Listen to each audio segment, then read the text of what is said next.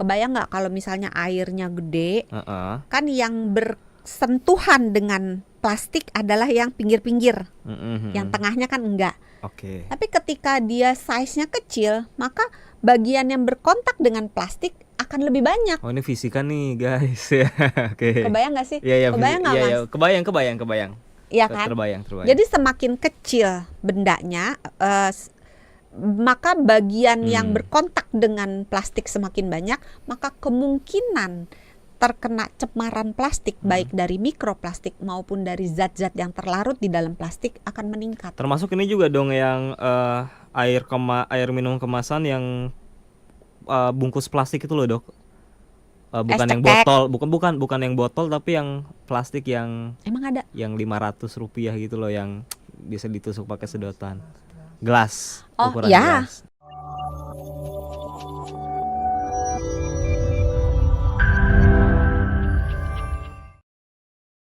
Yang sering saya baca itu adalah kalau bungkus makanan berbahan dasar plastik itu bisa Artinya enak. artinya enak, bener. Oh, bukan sih. ya. Bener sih ya, kuah bakso. Enggak dong.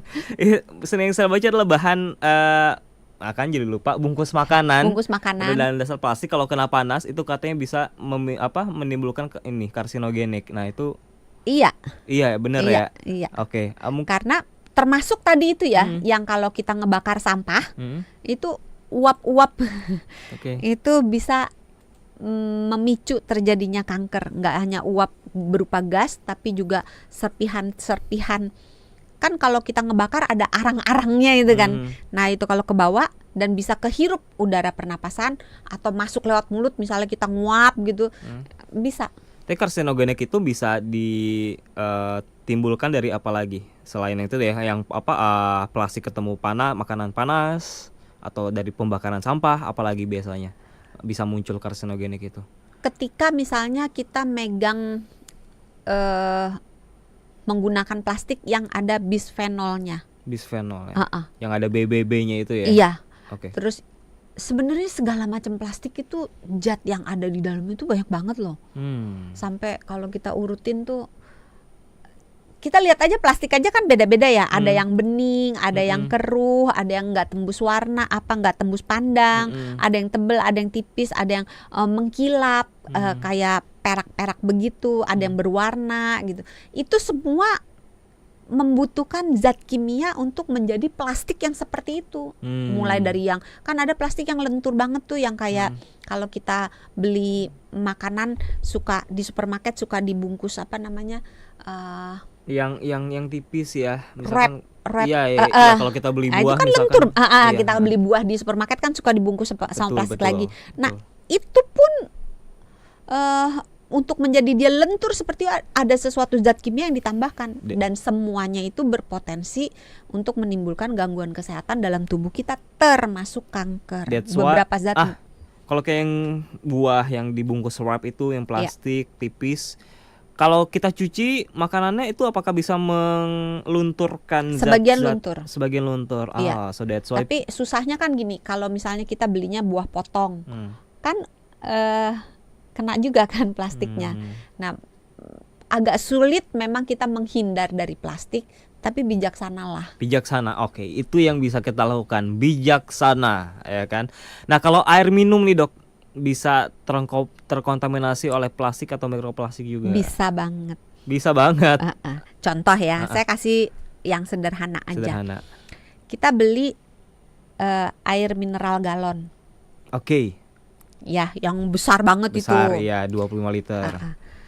Kalau kita membelinya, si penjualnya itu majang, kan kadang-kadang mereka kalau kita beli di warung, kalau supermarket biasanya adem ya, terhindar dari sinar matahari. Tapi kalau kita beli di warung, kok Dokter Santi tahu banget, Dokter Santi suka masuk gang soalnya.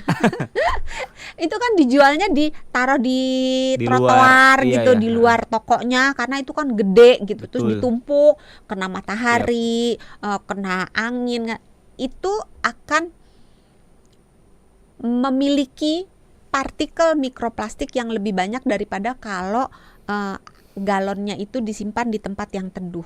Itu baru dari faktor panas dan sinar matahari. Belum yang lainnya juga.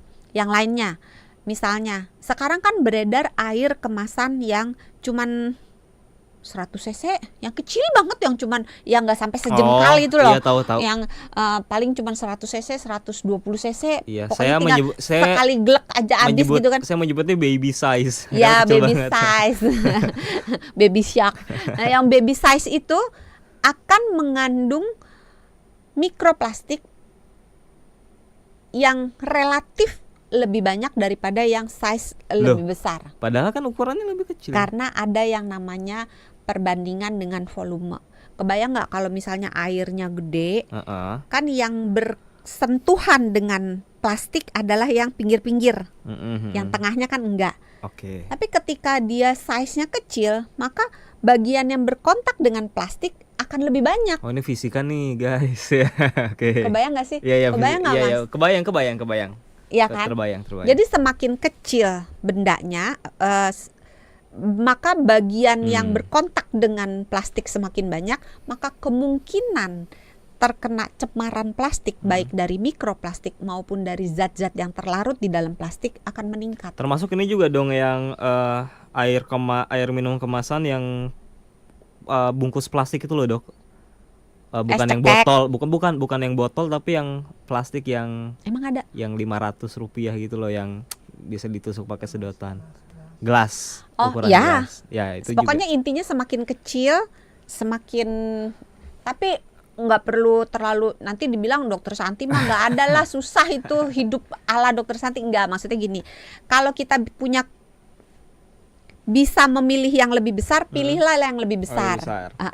Terus kalau misalnya minum, jangan suka kan kadang-kadang orang suka iseng ya, sambil minum sambil gelasnya atau botol plastiknya diremet-remet, krek.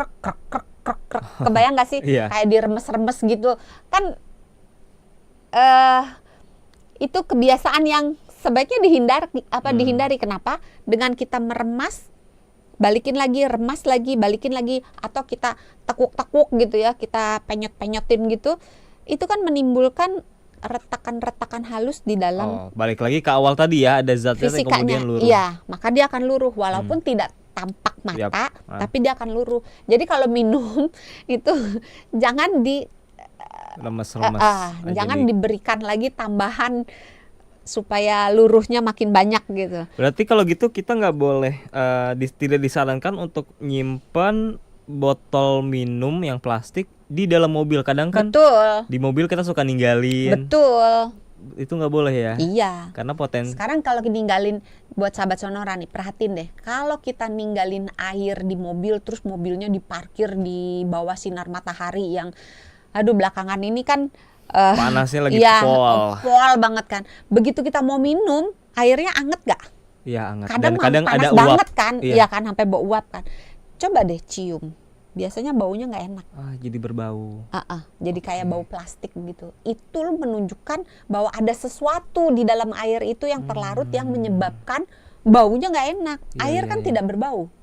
Kalau itu ditinggalnya di mobil dalam bentuk tumbler misalkan, atau botol kaca, masih kalau botol kaca aman. Aman. Tumbler juga plastik yang dari stainless steel aman. Stainless steel jadi aman. Keramik, porselen, kaca, stainless steel maupun bahan dari alami, bambu itu lebih aman daripada plastik. So that's why sekarang edukasinya lebih ke pakai tumbler ya kan, karena itu jauh lebih selain ramah lingkungan, ramah kesehatan juga ya. Iya, betul. Di tubuh. Dengan catatan kalau bisa tumblernya itu yang terbuat dari stainless steel atau kaca. Kalau nggak bisa, terpaksa harus plastik, pilih yang plastiknya itu ada kodenya di baliknya itu ada nomor-nomornya. Pilih yang aman, jangan pilih nomor 3, nomor 6 sama nomor 7. Oh, yang biasanya di bawah ya? Ya. Terus kalau berapa aja tadi Dok yang berbahaya? 3, 6, 7. 3, 6, 7. Sisanya aman berarti ya? Sebenarnya nggak aman sih.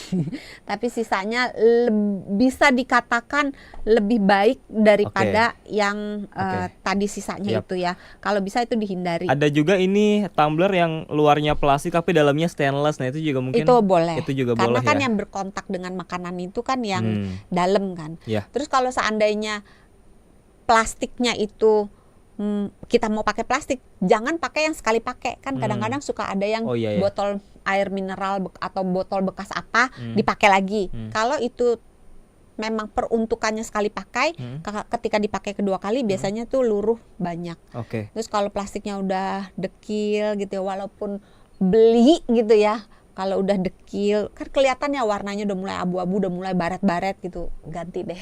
Nah, ini juga yang sering sekarang digunakan oleh orang-orang adalah tin wall.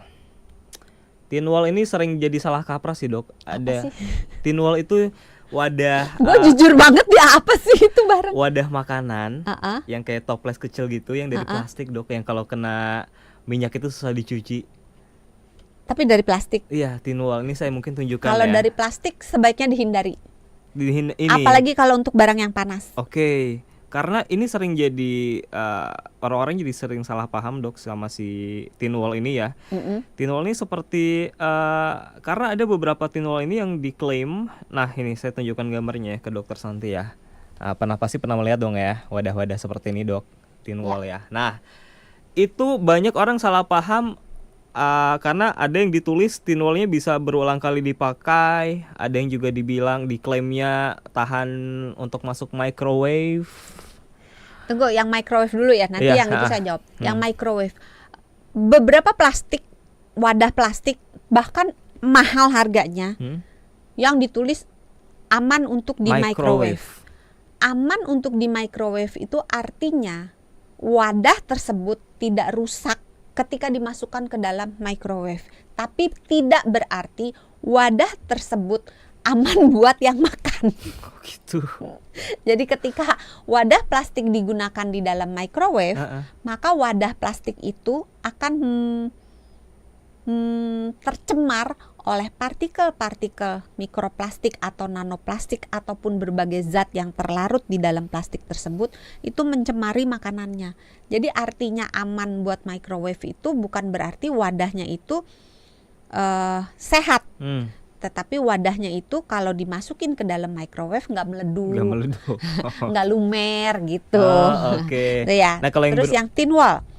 Tin wall itu mungkin sahabat Sonora nggak tahu juga ya, itu wadah kayak tempat makan plastik yang tipis banget, yang biasa kalau kita beli nasi goreng di abang-abang atau beli bubur karena gitu, kodenya wadahnya juga kalau itu. kita lihat, oh ini berulang pakai ini, jadi kita pakai terus-terusan. Percayalah, dalam hal ini ada harga ada barang. Oke. Kalau misalnya abang nasi goreng itu harganya cuman 10.000, dia menggunakan wadah yang benar-benar bisa dipakai berulang kali, yang which is itu mahal, itu kayaknya nggak mungkin kan. Tapi ada tulisannya, ya itu harusnya urusan pemerintah ya, bukan urusan saya itu gitu. kita sudah. Jadi sebaiknya tidak menggunakan yang kayak gitu. Berulang Tapi kali. seandainya tidak ada pilihan yang lain, mau bawa sendiri nggak bisa, usahakan secepatnya dikeluarkan dari tempat itu.